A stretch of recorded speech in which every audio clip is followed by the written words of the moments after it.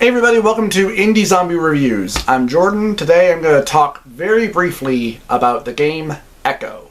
I've only played this for about a few hours, so these are my impressions. Echo is a third-person stealth action rogue game, roguelike, in that it kind of resets how a lot of the things work. So the basic gameplay model is that these mirror images or echoes of you begin appearing inside this palace that you're in. And how they work is based on what you do in the light. When the game reboots, or really when the palace reboots, in that there's a blackout, and then when it comes back up, anything that you did previously, the echoes will now do.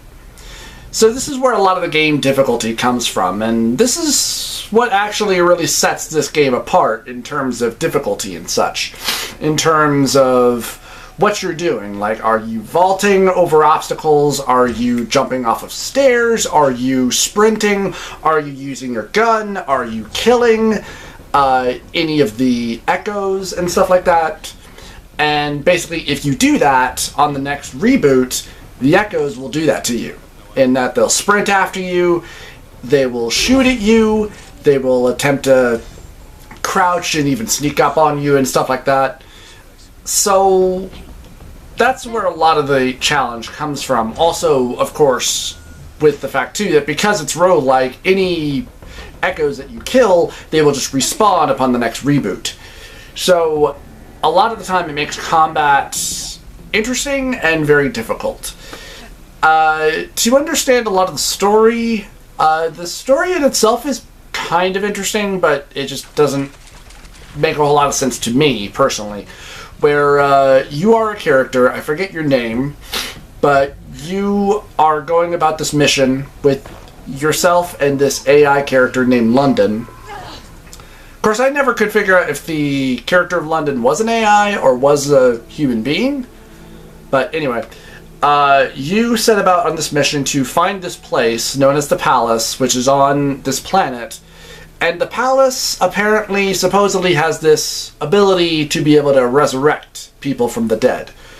And you've come here with this cube that apparently contains the essence of somebody close to you, somebody that trained you, or something like that, and you've come here to resurrect them. But upon activating the device, instead of resurrecting them, it instead starts creating these organic copies of you. And that's where we go. It has to be mentioned, of course, that the very first hour of this game is very slow. Because in some stereotypical fashion, every game has to have a slow walking segment, and that's the first hour of the game. First, it's slowly introducing you to some of the mechanics that you have at hand, just slowly walking and then traversing through things and kind of experiencing the story. And then the game proper actually begins, but yeah, it's a pretty slow slog through that first hour. I gotta also say, the menu screen is pretty cool. At first I didn't know what the hell was going on, and you know, and you're shown this screen with this blinking eye, and then you realize, oh, you can move the eye, and that's how you can go through your options or start the game, and so on.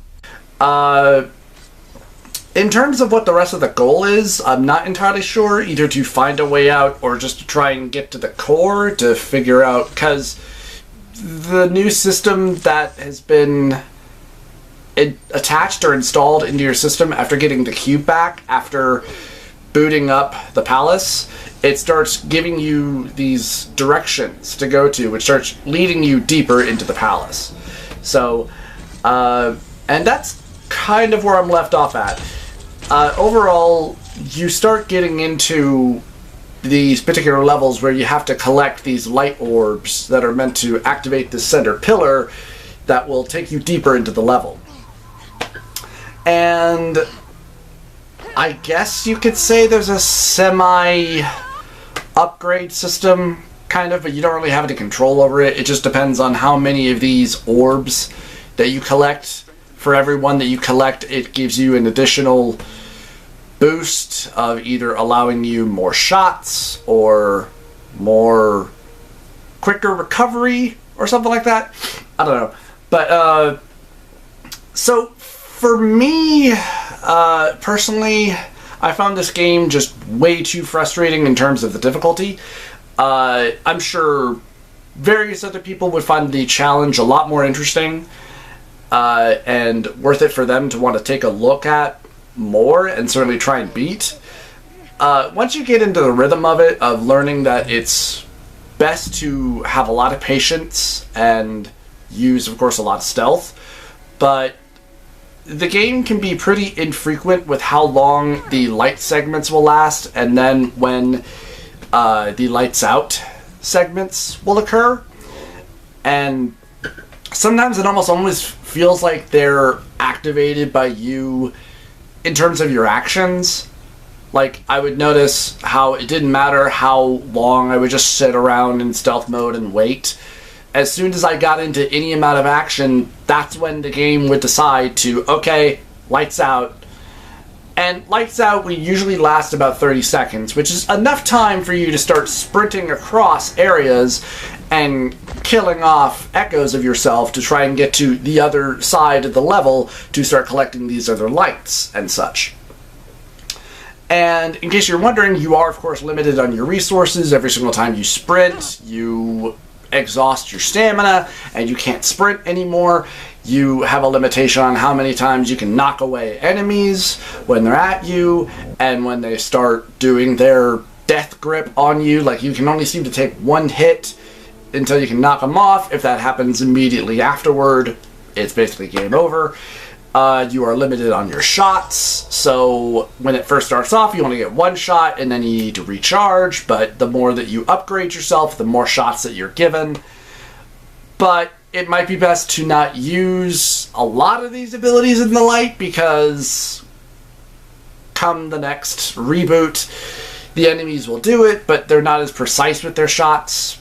I did have one enemy actually perform a takedown on me, which is kind of interesting. So it is pretty cool how they actually will copy a lot of different things that you do, which is also why it's always best to try to limit on what you do. Like, one thing that they heavily try to point out is that early on, you walk into this level and it's covered with water, and there are a bunch of echoes on all these little different island spots. But they won't cross the water in order to get to you until after you've done it, and then the next blackout occurs. Then when it reboots, they cross the water only because they saw you do it. So that's actually pretty cool. That's a really interesting idea. It does certainly make for a very challenging stealth game that I'm sure a lot of people would dig, and I can certainly recommend it for that, but for me personally, I just find it too frustrating. The enemy AI is still a tad stupid, where sometimes even when they spot you, if you just kind of run them around a pillar in a circle, they will kind of lose you. But, of course, if there are a bunch of them, it's a different story.